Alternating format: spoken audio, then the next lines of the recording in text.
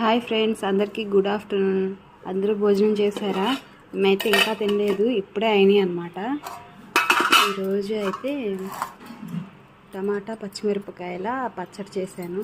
మా వారికి అయితే జ్వరం అన్నమాట, ఇప్పుడు తగ్గింది. నోరు కొంచెం చేదుగా ఉండనేసరికి అదైతే చేశాను. ఇంకా క్యారెట్ ఫ్రై అన్నమాట, క్యారెట్ ఫ్రై చేశాను. ఇంకా ఈరోజు హాలిడే కదా, మా సాయి వారు నిద్రపోతున్నారు, ఇంకా లేగలేదు. భోజనం టైం అయింది, లే తిందు.